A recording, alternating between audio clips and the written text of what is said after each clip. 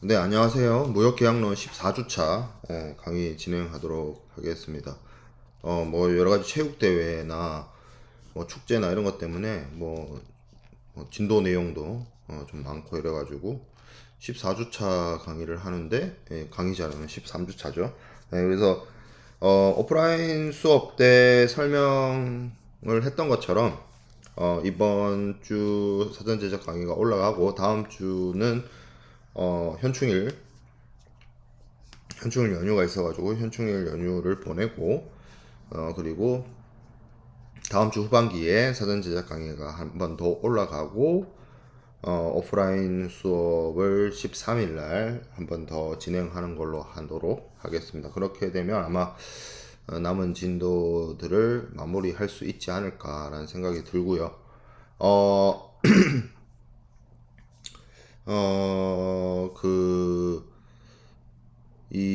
아마 요거 13주차 강의 자료 말고 한 주차 분량의 강의 자료가 아마 더 업로드 돼서 그 부분까지 수업이 진행될 것 같습니다. 자, 지금 우리가 CIF 공부하고 있어요. CIF에 대해서 운송 계약에 대해서 공부를 하고 그거를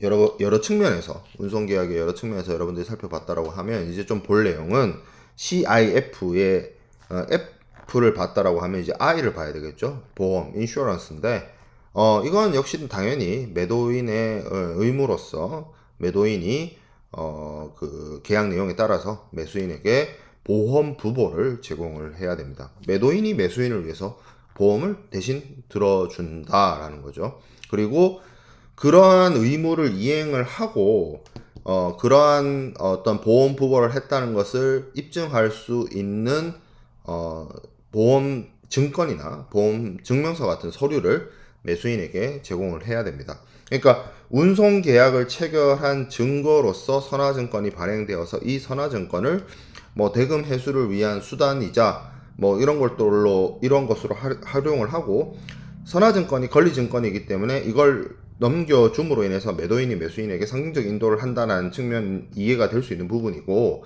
보험 계약도 매도인이 계약을 체결하죠. 그렇지만 매도인이 자신의 물건을 자기가 원하는 곳에 가져다 놓는 것이 아닙니다. 매도인이 물품 인도는 CIF이기 때문에 선적지에서 본선적재를 하면 더 이상 이제 매도인의 위험 부담은 없어요. 그런데 매도인이 보험을 들어요.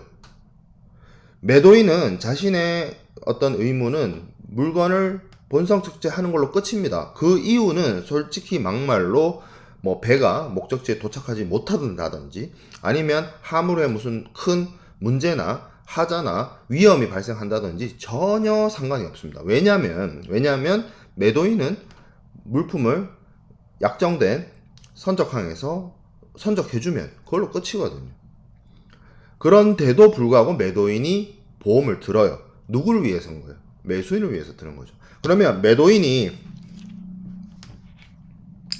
매수인을 위해서 보험을 들면 뭐 보험 계약의 증거가 당연히 나옵니다. 그 보험 계약의 증거를 굳이 매도인이 계속 가지고 있을 하등의 이유가 없습니다. 그렇기 때문에 이러한 서류를 당연히 매수인에게 제공을 해야 되고, 보험 계약, 그렇다면 이제 보험 계약 그 자체가 중요해지는데, 보험 계약을 이제 매도인이 수출국에서 체결함으로 인해서 뭐 그 약정된 뭐 그 계약에서 약정된 어떤 그런 위험을 커버하기 위한 그런 보험 부보를 제공해 주게 됩니다.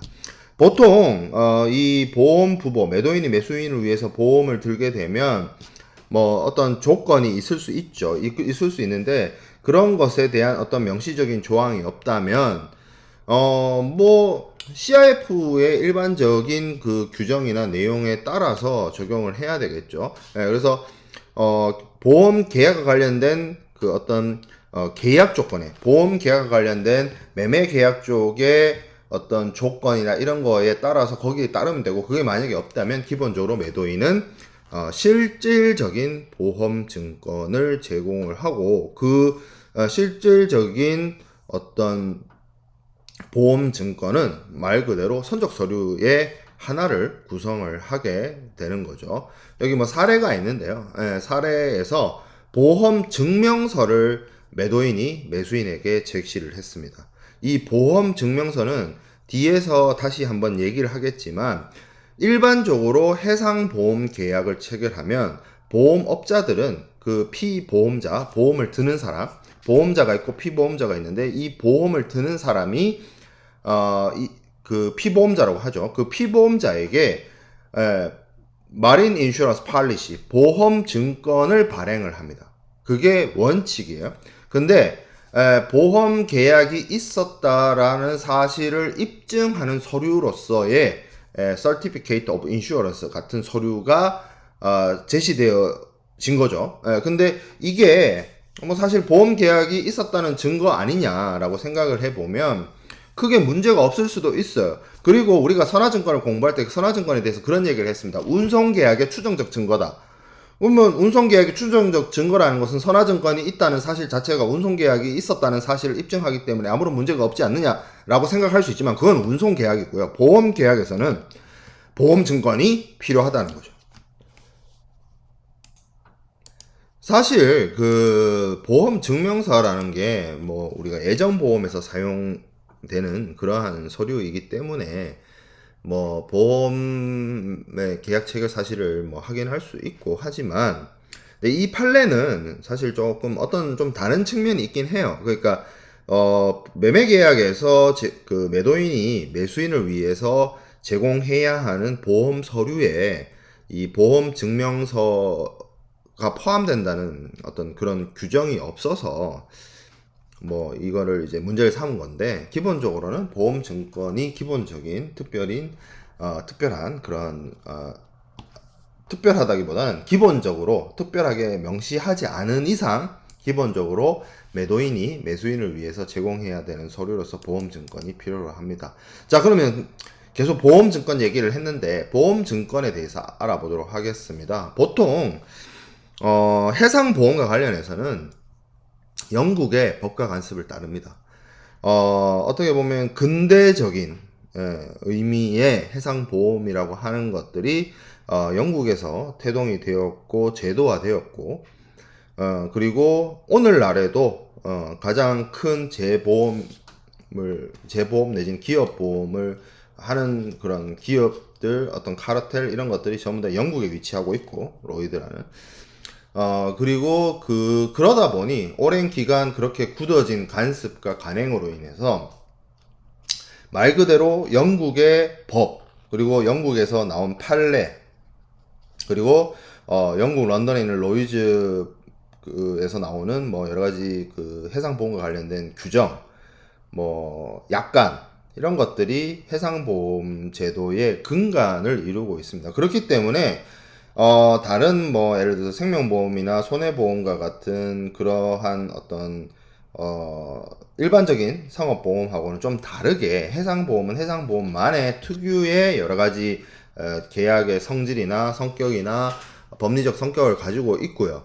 그런 것들이 어떤 해상보험만의 고유한 간행과 간섭을 만들었다고 볼 수가 있는데 이 해상보험의 시작은 굉장히 오래됐습니다. 그래서 이 보험증권이라고 하는 현대적 의미에서의 보험증권이라고 하는 것은 1779년에 1979년 아니고 이거 오타 아니에요. 1779년에 영국 로이즈 총회에서 공식적으로 SG 팔리시라는 이름으로 채택이 되었습니다. 그게 이제 뭐 구보험증권이라고 하는데 그 구보험증권이 200년 넘게 사용이 되다가 1982년이라고 해도 벌써 40년이 됐죠. 40년이 됐는데 40년 전에 신해상보험증권 뉴 마린 팔리시를 만들어서 사용을 하고 있습니다. 그래서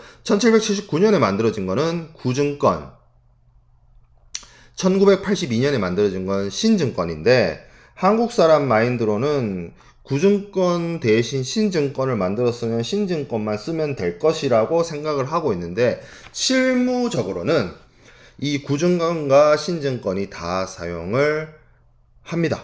예, 그래서 하나의 그 보험 증권 안에 구증권의 내용과 신증권의 내용이 함께 들어가 있는 그러한 형태와 모습을 띠고 있습니다.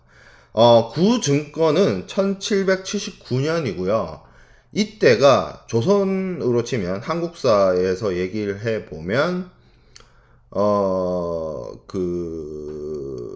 영종조 시대죠. 영조와 정조, 이산. 예, 그때가 1779년이고요. 일본은 도쿠가와 막부, 중국은 청나라. 예, 그런 시절이에요. 예, 청나라도 뭐 강희 형제고,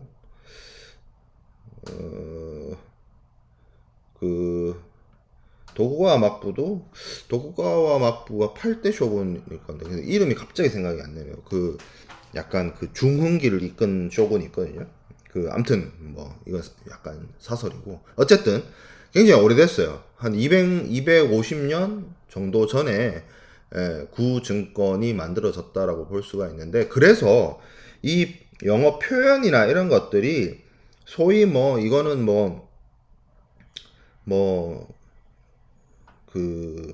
쌍팔년도도 아니고, 이게 도대체 몇 년 전 이야기입니까? 250년 전이죠. 사실, 우리가 사용하고 있는, 여러분들이 사용하고 있는 언어라고 하는 것이, 오늘날 사용되어지는 언어와 예전에 사용되어지는 언어의 어떤 사용의 차이나 이런 것들이 좀 존재하거든요. 예, 그래서 구증권은 오늘날 보면, 물론, 여러분들이 확인할 수 있는 오늘날의 해상보험증권상에 기재되어 있는 구증권의 내용들은 그나마 그래도 좀 고쳐진 내용이라서 읽어서 해석하는데 어려움이 없지 않긴 하지만, 그래도 보면 대개 표현이나 이런 것들이 난해한 문장으로 되어 있습니다. 그리고 영국의 법과 간습에 따른다라고 했는데, 소위 말해서 영미법에 대해서 제가 여러분들이 법대도 아니고 법학 수업, 국제법 수업을 하는 것도 아니기 때문에 우리는 무역 계약에 집중을 하다 보니 그 영미법에 대해서 그렇게 자세하게 설명을 드리지는 않았지만, 영미법이 가지고 있는 특징 중에 하나가 성문법원도 있지만 불문법원, 즉 판례의 어떤 중요성이라든지 판례가 가지고 있는 위상, 이런 것들이 좀 우리 같은 성문법원을 중심으로 하는 대륙법계랑 좀 다른 점이긴 하죠. 근데 이게 200년이 넘는 기간 동안 해상보험과 관련돼서 여러 가지 판례와 이런 것들이 간습이 쌓여오다 보니까 이게 굉장히 조금 뭐라고 해야 될까, 사용하는데 큰 불편과 어떤 법적 분쟁을 야기하는 그런 문제가 있었습니다. 그래서 구증권을 사용하면서 뭔가 좀 어떤 해상보험을 하는 보험업자의 의무라든지 해상보험업자의 면책이라든지, 그러니까 어떤 경우에 보험회사가 피보험자 자신들의 고객에게 보험금을 지급하느냐, 보상을 해주느냐, 어떤 경우에 보상 안 해주고 면책이 되느냐, 이런 것들을 좀 명확하게 해둘 필요가 있었어요. 기존의 해상보험증권은 너무 오랫동안 사용하다 보니 문제가 많았다는 거죠. 그걸 이해하고 그거를 사용을 하고 적용하는 데 있어서. 그래서 런던 보험자 협회를 중심으로 협회 적하 약관이라는 걸 만듭니다. 그리고 그 협회 적하 약관이 20세기, 그러니까 1900년대 초반에 만들어졌고요. 그 협회 적하 약관이 소위 말하는 all risk 약관이라든지 with average 약관이라든지 FPA 약관이라든지 이런 구협회 적하 약관이라고 불리는 그러한 약관으로서 사용이 되어졌고, 이 구증권과 구협회 적하 약관을 사용을 해서 한 반세기를 사용을 했어요. 그러다가 실무적으로 너무 문제가 많다라는 차원에서의 문제 제기 끝에 82년도에 뉴 마린 팔리시 폼, 즉 신해상보험증권으로 바뀌었고, 신해상보험증권의 등장과 함께 거기에 발맞춰서 사용하기 위해서 만들어진 게 신협회 적하 약관입니다. 그게 ICC-A, ICC-B, ICC-C가 신협회 적하 약관이 되겠어요. 이러한 지금 3번 슬라이드에 있는 해상보험과 관련된 내용들은 다음 학기 2학기 때 개설되는 해상보험론 수업에서 자세하게 다룹니다. 해상보험론 수업을 제가 다음 학기에 하는데 매년 이 해상보험론 수업을 여러분들이 많이 듣다 보니 다음 학기도 두 분반을 개설하는데 그렇게 많이 안 들었으면 좋겠어요. 무역계약론만큼이나 어렵습니다. 무역계약론만큼이나 어려우니까 잘 생각해보고 꼭 안 들어도 되는 친구들은 안 듣는 것도 좋은 방법이 될 수 있다. 근데 해상보험 그거 한번 들어보겠다 싶은 친구들은 2개 분반을 개설을 하니까 잘 수강 신청하기 바랍니다. 50명으로 할지 60명으로 할지 뭐 2분반을 하니까 딱 그 정도만 왔으면 좋겠어요. 네, 너무 많이 오니까 시험 채점하기도 너무 힘들고 그런 생각이 좀 있어요. 아무튼 그건 이제 그렇고 해상보험과 관련된 내용들은 다음 학기 해상보험론 수업을 들으면 배울 수 있다. 자, 그러면 CIF 계약에서 우리는 이제 지금 CIF 공부를 하고 있어요. 자꾸 우리가 어디쯤에서 뭘 보고 있는지를 뭘 배우고 있는지를 까먹는 경향이 없지 않아 있어서 이야기를 하면 우리는 지금 CIF를 공부하고 있다. CIF 계약에서 이 해상보험이 사용이 되는데 그럼 어떤 해상보험증권을 사용을 해야 되느냐? 첫 번째, 배서에 의해서 양도가 가능해야 됩니다. 우리가 선화증권 얘기할 때 그 얘기를 했죠. 매도인이 운송계약 체결하잖아요. 근데 매도인이 자기가 자기 필요로 해서 운송계약 체결하는 게 아니에요. 그냥 자신이 매수인을 대신해서 운송계약 체결하고 운임을 지급할 매매계약상의 의무, CIF상의 매도인의 의무가 있기 때문에 운송계약을 체결하죠. 그러니까 결국에는 매도인의 입장에서는 그 운송서류를 자기가 계속 들고 있을 이유가 하등이 없어요. 그래서 뭐 한다 했죠? 선화증권을 양도를 했죠. 보험증권도 마찬가지입니다. 보험증권도 매도인이 CIF 계약의 매도인의 의무에 따라서 보험계약을 체결했지만 자신이 계속 가지고 있을 이유가 하등 없어요. 그래서 그 보험계약을 보험증권을 매수인에게 넘겨줘야죠. 그래서 배서를 통해서 양도 가능해야 됩니다. 보험증권이. 그리고 유효해야 됩니다. 원래 보험증권은 무채동산이라고 얘기를 하고 있는데 이게 선화증권하고 좀 다르죠. 선화증권은 종이 쪼가리지만 그 종이 쪼가리 들고 있으면 그게 권리증권이잖아요. 물품 동산에 대해서 어떤 지배권을 나타내는 서류입니다만 보험증권은 그런 건 아니에요. 그런 성격은 없고 그냥 유효하기만 하면 됩니다. 유효한 보험 계약으로서 존재를 해야 될 것이고요. 뭐 이게 보험 계약이 법적으로 무효가 된다거나 뭐 그러면 안 되는 것이고. 자, 우리가 앞서 선화증권에 대해서 공부할 때 선화증권이 전 구간의 운송에 대해서 커버를 해야 된다. 해상 운송 구간에 대해서 커버해야 된다. 뭐 중간에 끊긴다거나 그러면 안 된다라는 얘기를 했었는데 당연히 보험도 목적항 혹은 목적지까지 그 보험 담보가 지속되는 것이어야 되고 그리고 물품이 실제로 목적지에 안전하게 도착했다 하더라도 매도인은 매수인에게 보험증권을 제공을 해야 됩니다. 물품이 안전하게 도착했다 이거 여부하고 상관없이 매매계약에서 보험증권을 매도인이 계약을 체결하게 돼 있기 때문에 해야 돼요. 그러니까 보험회사를 우리가 여러분들 자동차를 몰게 되면 자동차를 몬다는 것 자체에 자동차를 구매하고 운영하는 거에 있어서 필수적으로 보험을 들어가야 되거든요. 근데 많은 그 자동차 운전자들이 보험회사랑 특별히 뭐 사고가 난다든지 그런 거 없이 보험 기간이 끝나는 경우도 허다합니다. 하지만 보험은 들어야 돼요. 법상 자동차의 경우에는 뭐 그런 것처럼 실제로 물품이 안전하게 도착했다 하더라도 매도인은 보험을 들어줘야 된다. 자, 그리고 앞서 보험 증명서가 인정되지 못한 사례가 있었는데요. 이 보험 증명서, 소위 말하는 서티피케이트는 어떤 경우에 사용이 되느냐라고 하면 기본적으로 전통적으로 예정보험, 포괄 예정보험에 이 보험 증명서가 사용이 됩니다. 원래대로라고 하면 이 해상보험과 관련된 간섭이 굉장히 오래됐잖아요. 그래서 예전에는 플로팅 팔리시라는 이름으로 존재를 했어요. 이 플로팅 팔리시의 사전적 정의는 뭐냐면 한국어로 번역을 하면 선명미상보험증권이라고 합니다. 여기서 말하는 선명이란 건 배이름이에요.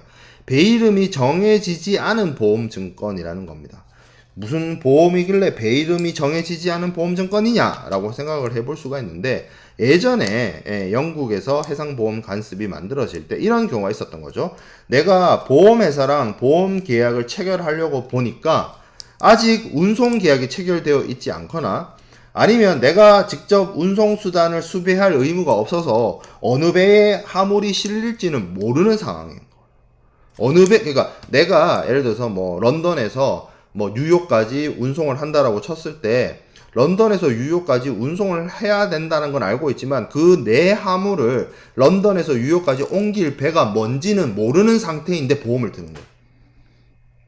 근데 그건 확실하죠. 배가 뭔지는 안 정해져 있지만 출발지와 목적지가 정해져 있고, 보험에 부보하려고 하는 화물이 무엇이고, 그리고 어느 시점에 선적될 것이고, 그리고 그 화물의 뭐 가격이라든지 뭐 성격이라든지, 그리고 런던에서 뉴욕까지 간다라고 했으면 그 시기나 항로별로 위험의 정도나 이런 것들은 다 정해져 있죠. 그래서 보험을 들 때 아직 운송계약의 체결이나 운송계약의 명세가 정해지지 않은 상태에서 보험을 들면 선박 부분을 비우고 보험계약을 체결하는 거예요. 그게 플로팅 팔릿이었습니다. 원래는. 근데 이게 시간이 흐르고 해서 어떤 간행이나 간습이 만들어지냐면 포괄 애정 보험이라는 간행과 간습이 만들어져요. 예를 들어서 내가 1년에 일주일에 매주마다 미국으로 선박을 이용해서 물품을 보낸다라고 칩시다. 보험 계약을 그럼 매주 체결해야 되죠. 매주 운송계약 체결하고 매주 보험계약 체결하면 짜증나겠죠. 일이 많아서. 그래서 보험계약에 무슨 제도를 두고 있냐면 1년치를 미리 들어버리는 거야. 1년치를 미리 들어버리고, 뭐 내가 그 실제로 물품이 산적될 때마다 그때마다 보험회사한테 전화 한 통 해주는 거야. 그죠? 계약은 1년짜리를 하는 거야. 1년짜리를 하고 1월 초에 한 번, 1월 말에 한 번, 2월 초에 한 번, 2월 말에 한 번, 이런 식으로 물품이 선적돼가지고 미국으로 간다라고 칩시다. 그럼 선적될 때마다 내가 그냥 보험회사한테 전화하는 거죠. 내 컨테이너가 어느 배에, 어느 항구에서 몇 날 몇 시에 뭐 이렇게 선적된다. 그렇게 알려주는 겁니다. 그러고 나면 보험 계약은 1년짜리 계약을 했으니까 보험 증권이 있을 거 아니에요? 그러니까 그 보험 증권 놔두고 그 선적분에 대해서만 일종의 확인 서류 같은 것처럼 끊어주는 형태로 사용되는 것이 보험 증명서예요.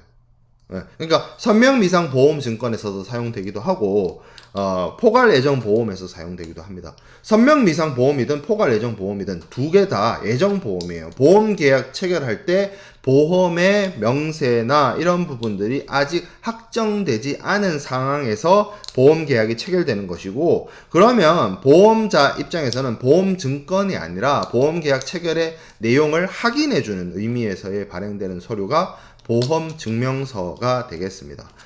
이 보험 증명서에 대해서 매도인이 매수인을 위해서 보험 증명서를 제시를 했을 때 인커텀스는 보험 증권이나 보험 증명서나 모두 인정하고 있습니다. 매도인이 매수인을 위해서 보험 계약을 체결했다는 걸 충분히 보험 증명서를 통해서라도 확인할 수 있다라고 보는 거예요.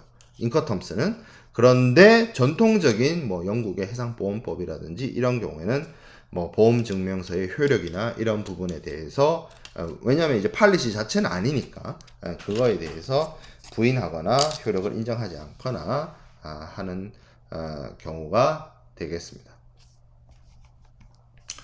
자, 그리고 보험증명서 그 자체도 인커텀스에서 인정된다라고 했지만 당연히 보험자에 의해서 발행이 돼야 되고, 보험증권의 주요 내용이 기재되어 있어야 되고, 뭐 그런 어떤 요건이나 이런 것들이 존재하긴 합니다. 자, 그 다음에 보험 금액인데, 보험 금액이라고 하는 것은 여러분들이 쉽게 말하면 보험 가입할 때 금액을 얼마로 할 것이냐 라는 거예요. 그거에 따라서 어떤 사고가 발생을 했을 때 보험자로부터 보상받는 한도가 정해지겠죠. 근데 대체적으로 물품의 가액에 대해서 그 뭐 보통 이제 커머셜 인보이스 상업 송장상의 가격을 기준으로 해서 거기에 어떤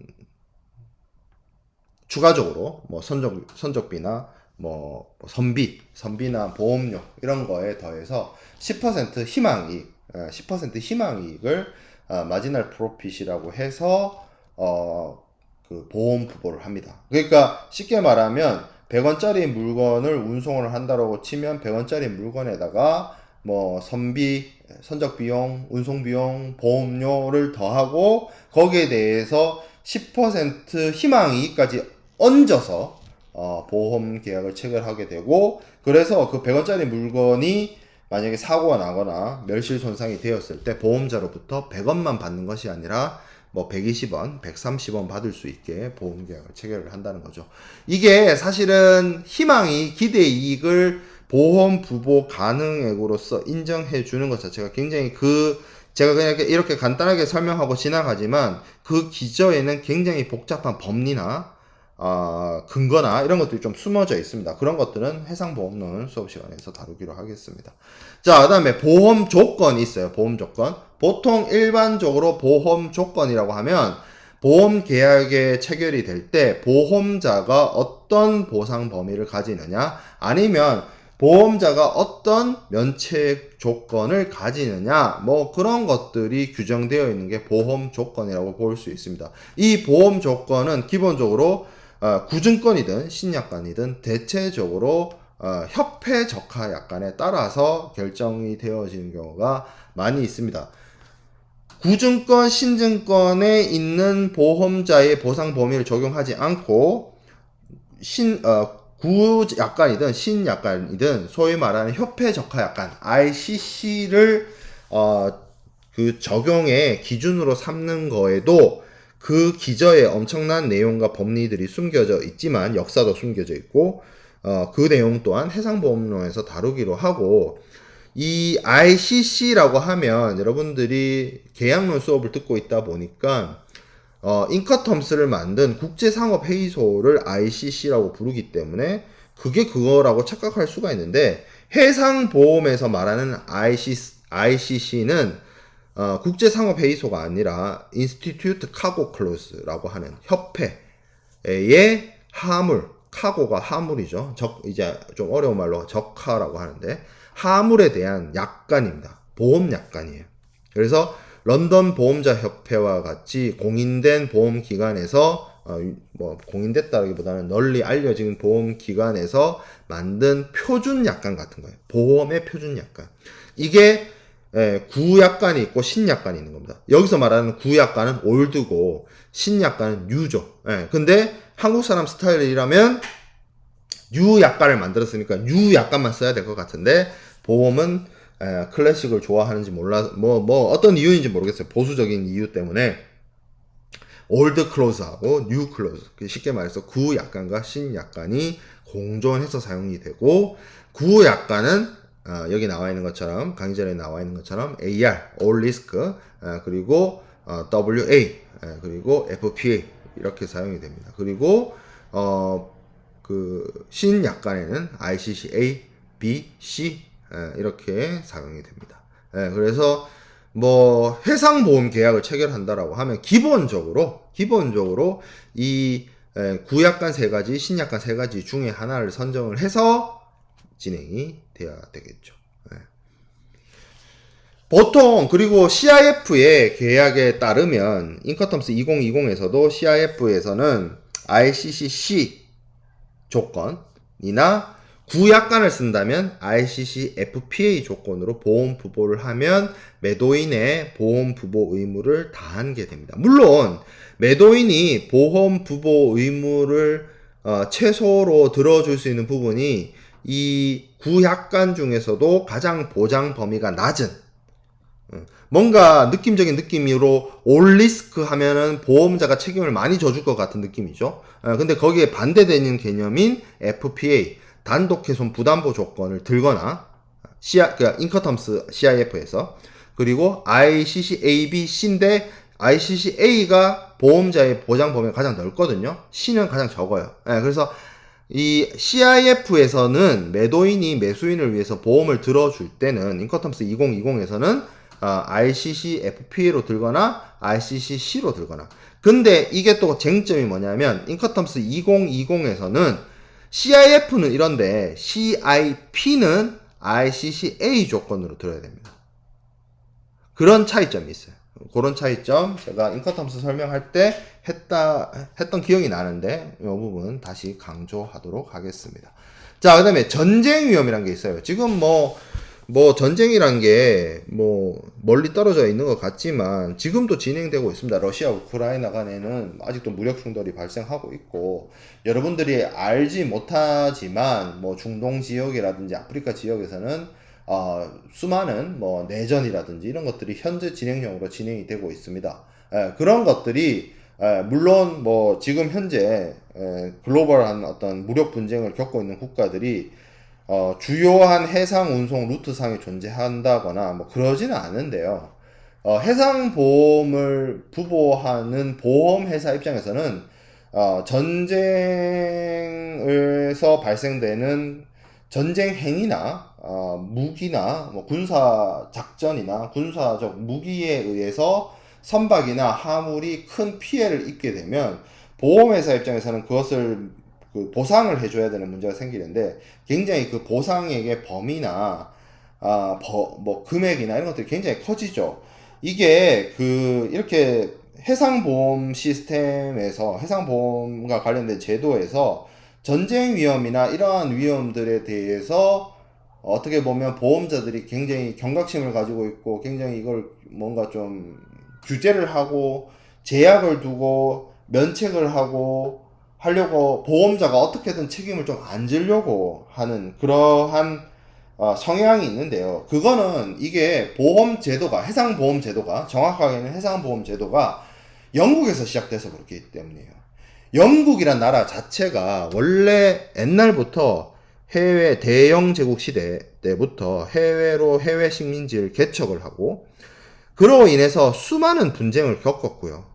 미국 독립전쟁이라든지 아니면 7년 전쟁이라든지 아니면 나폴레옹 전쟁이라든지 스페인 왕위 계승 전쟁이라든지 크림 전쟁이라든지, 이 크림 전쟁은 지금 러시아 우크라이나 전쟁 말고 옛날에 오스만 투르크하고 러시아하고 전쟁이 보불 전쟁이라든지 세계 1차 대전, 세계 2차 대전 이런 수도 없는 전쟁들을 겹치다 보니까 전쟁이 발발하게 되면 기본적으로 군인들이 전쟁터에서 싸우는 것도 싸우는 거지만 바다에서는 해군 군함들이 어떤 전투를 치르고, 단지 해군 군함끼리 싸우는 게 아니라 기본적으로 예를 들어서 영국하고 프랑스가 전쟁을 한다라고 하면 영국의 군함은 프랑스의 상선을 납포해가지고 화물을 갈취한다거나 그런 행위를 할 것이고, 당연히 반대로 프랑스의 해군은 영국 상선을 공격을 하거나 이렇게 할 겁니다.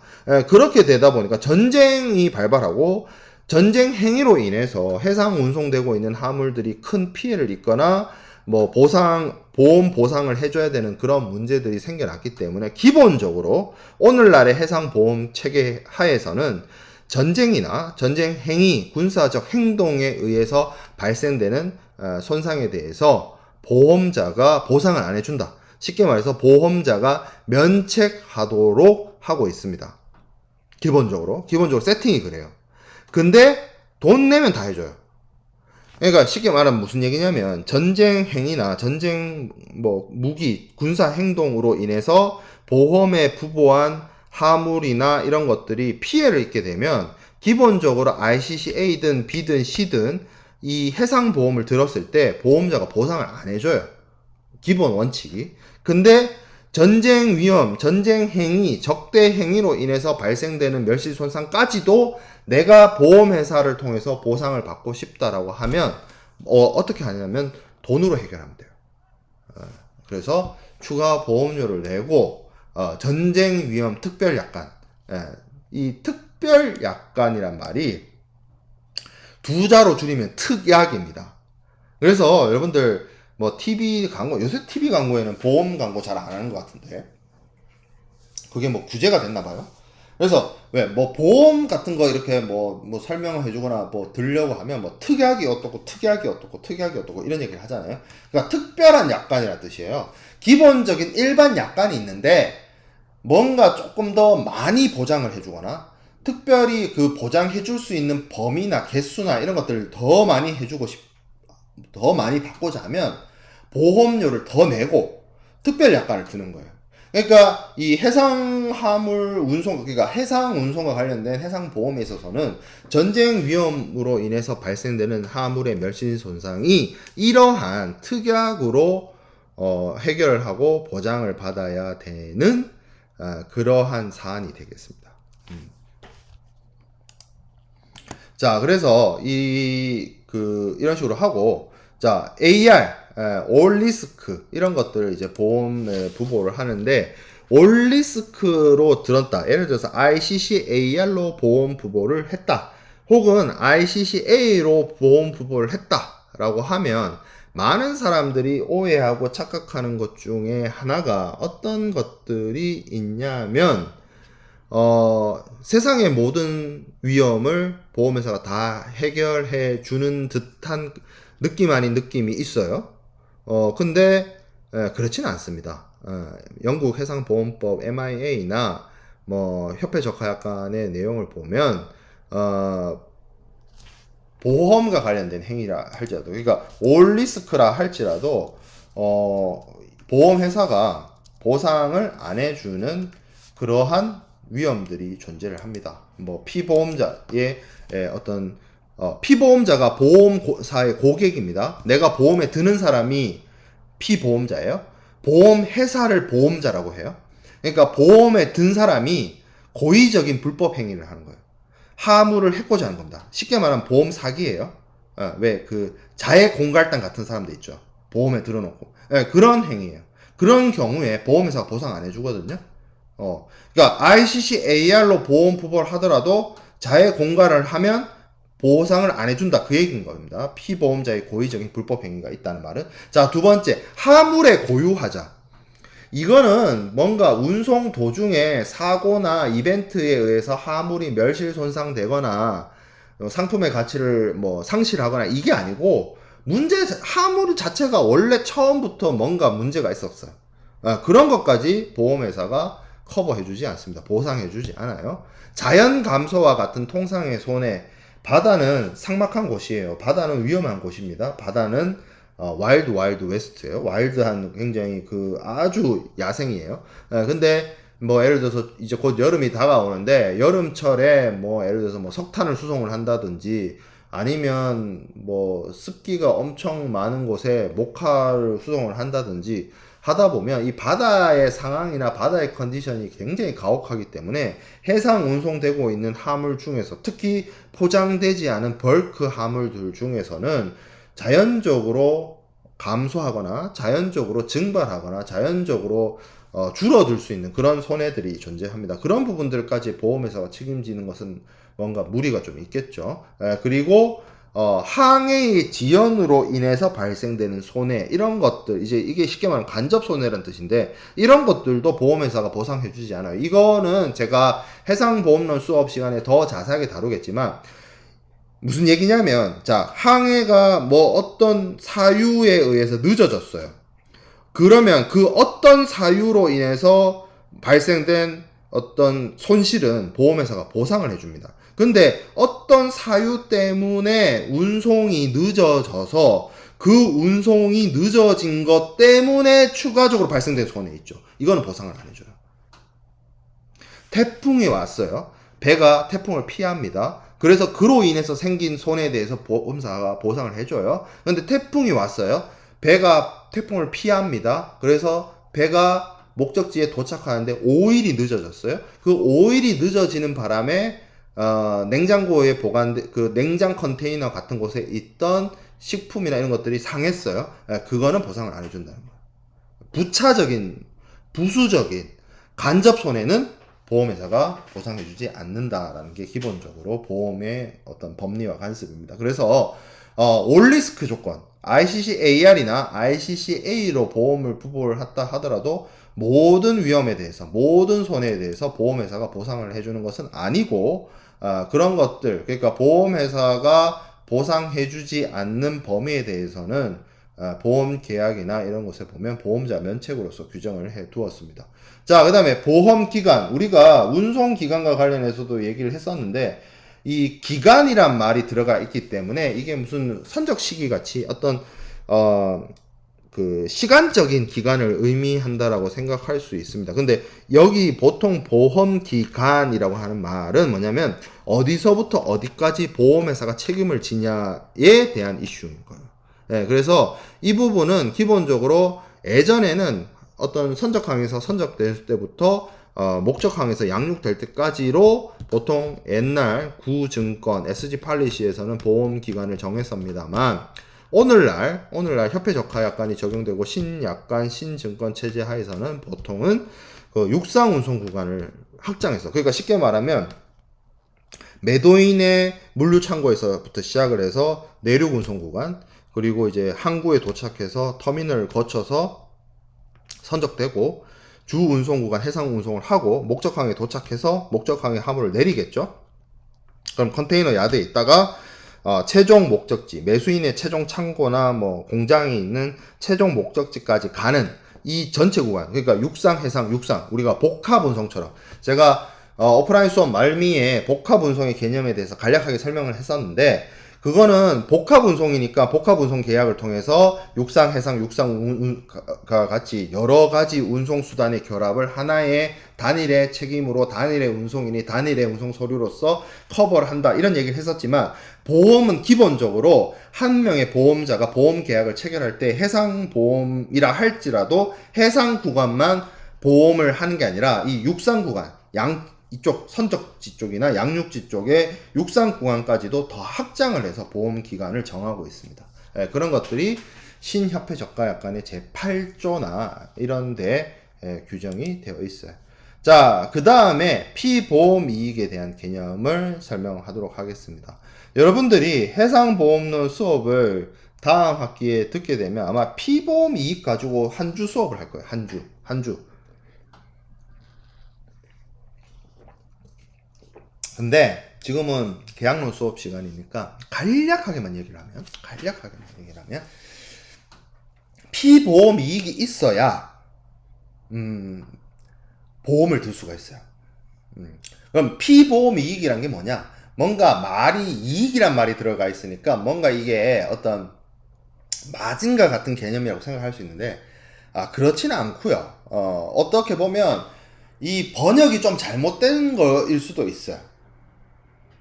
저는 피보험 이익이라는 번역이 좀 잘못됐다라는 입장이에요.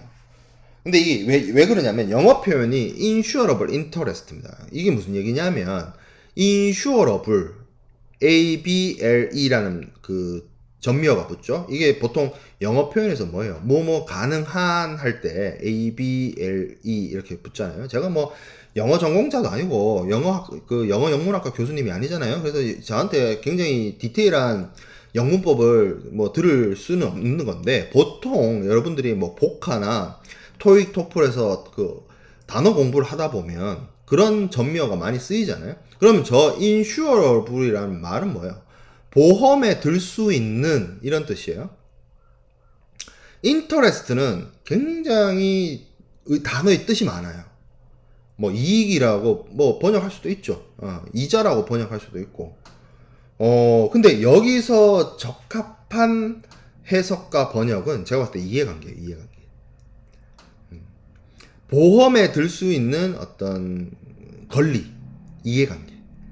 좀 더 권리라고 표현할 수도 있고 이해관계라고 표현할 수가 있는데, 쉽게 말하면 어떤 물리적인 어떤 물품이나 뭐 어떤 명시적인 어떤 것을 얘기를 하는 것이 아니라 보험의 부보의 대상이 될 수 있는 물품, 혹은 어떤 뭐 수익권, 뭐 운임, 뭐 이런 것들, 선비, 이런 것들에 대해서 내가 가지는 권리, 나의 이해관계를 보험에 둘 수 있는 피보험 이익이라고 하는 겁니다. 이게 이걸 제대로 설명하려고 그러면 굉장히, 해상보험론에서 일주일 합니다. 피보험이익 관련해서. 피보험이익에 대해서만. 근데 이걸 뭐 한 5분, 10분 만에 설명을 하려니까 뭔가 나도 좀 깝깝한 게 있는데, 어쨌든, 피보험이익이라는 게 쉽게 말해서 보험에 부보를 하려면 피보험이익이 있어야 되고, 예를 들어서 생각을 해볼까요? 이렇게 생각하면 여러분들한테 이해를 좀 돕겠네요. 내가 수출자예요. 내가 수출을 합니다. CIF를 통해서. 그러면 물건이 있을 거 아니에요? 내가 물건을 판매하기 전이기 때문에 내가 팔고자 하는 물건에 대한 소유권이 내한테 있어요. 저 물건이 잘못되면 내 책임이고, 저 물건이 재산상의 가치가 있어요. 예를 들어서 내가 수출하려고 하는 물건의 가치가 1억이라고 칩시다. 저 물건의 어떤 가격은 1억이고, 저 물건을 미국으로 보내기 위한 운송료, 그리고 우리가 1억짜리 물건을 판다고 해서 정말 1억만 딱 받아가면 똔똔이죠. 똔똔이라고 하죠. 그래서 1억짜리 물건이라고 하면, 1억짜리가 가치라고 하지 말고 원가라고 칩시다. 원가라고 하면 여러분들 이해가 되겠네요. 자, 1억짜리 물건이 원가고, 여기에 한 1,000만원, 선적비용, 보험료, 등등등등, 재반비용. 그러니까, 코스트, 인슈어런스, 프라이스잖아요. 그러니까, 코스트가 1억이고, 인슈어런스와 프라이스를 합쳤을 때 1,000만원이고, 그리고 10% 기대이익이라고 했죠? 그러니까 1억짜리 물건 파니까 대충 한 1,000만원에 더 마지널 붙는다라고 칩시다. 그러면 보험 계약을 1억 2천에 했어요. 1억 2천만 원을 보험회사로 준 건 아니겠죠. 1억 2천짜리 물건에 대해서 보험 계약을 체결했습니다. 그러면 내가 저 물건에 대해서, 내가 수출업자고 내가 1억 2천짜리의 가치를 가지고 있는 물건에 대해서 보험 계약을 체결했다라고 하면, 내가 저 물건에 대해서 가지고 있는 피보험이익이 1억 2천이에요. 캐치가 되나요? 무슨 의미인지? 보험 계약의 대상물 있잖아요. 물건이면 물건, 선박이면 선박, 자동차면 자동차. 그 물건에 대해서 내가 가지는 이해관계가 피보험이익입니다. 그렇기 때문에 내가 어떤 이해관계가 없으면 보험에 못 들어요. 그렇기 때문에 내가 내 물건은 보험에 들 수 있지만 남의 물건은 보험에 못 들어요. 내 거야. 내 거니까 보험에 들죠. 남 거야. 남의 물건하고 나하고 무슨 관계가 있어요? 내 소유도 아닌데. 그러니까 나는 남의 물건을 보험에 못 들어요. 자, 그러면 이렇게 제가 얘기를 하면 여러분들이 이런 생각까지 하면 참 좋아요. 이런 생각을 속으로라도 했다면 여러분들은 이제 더 이상 무역계약론을 공부를 제대로 한 겁니다. 이제 하산해도 돼요. 무슨 얘기냐면, CIF에서는 매도인이 매수인을 위해서 보험을 들어주잖아. 아까 그런 얘기 했죠. 남의 물건을 보험에 어떻게 드느냐. 내 물건도 아니고, 이게 만약 내 물건이라면 내가 이 물건에 대한 소유권을 갖고 있기 때문에 1억 2천. 그럼 그 1억 2천에 대해서 보험을 들 수가 있는데, 내가 남의 물건, 쉽게 말하면 내 친구 집, 내 친구 차, 내 친구 물건을 보험을 내가 어떻게 드냐는 거예요. 못 들잖아. 여러분들이 생각해봐도. 근데 지금 매도인이 매수인을 위해서 보험을 들어주잖아요. 물론 처음엔 자기 물건이었을 거예요. 이 물품이, 매매 계약이 대상되는 물품이. 근데 본선에 적재해서 인도해주면 매도인의 인도 의무가 끝나는 것이고, 그 이후부터는 매수인의 책임이고 매수인의 위험 부담이잖아요. 그렇죠? 네. 그러니까 매도인이 매수인을 위해서, 내 물건도 아닌 매수인을 위해서 보험회사랑 보험계약 체결하고 보험료를 주고, 이 계약 체결의 의무를 이행한 다음에 보험증권은 보내는 거예요. 내게 아니니까. 그래서 반드시 CIF에서 사용되는 보험계약이 뭐가 돼야 되겠어요? 양도 가능해야 되죠. 양도 가능 안 하면 이상해지는 거야. 내 물건이 그러니까 이런 거죠. 매도인이 이제 더 이상 매도인 물건도 아닌데 그 물건을 보험에 든다? 쉽게 말하면 내가 내 친구 물건을 내 물건도 아닌데 보험에 든다와 똑같은 얘기가 됩니다. 그렇죠? 네, 그런 어떤 게 있습니다. 그래서 피보험이익이 되게 조금 이해하기 어려운 개념이긴 합니다. 좀 이해가 안 됐다면 좀 깊게 생각해서 좀 알아보면 될 것 같고요. 피보험 이익과 관련해서는 여러분들이 충분히 해상보험론 수업에서 커버할 수 있다라는 거죠. 자, 그 다음에 이제 CIF의 매수인의 의무가 나오는데, 뭐, 이 부분은, 사실 CIF 계약의 어떤 변형과 함께 다루도록 하겠습니다. 여기서 마무리하고, 다음 동영상에서 만나도록 할게요. 보험과 관련된 내용 이번 시간에 다루었습니다. 네, 마칠게요.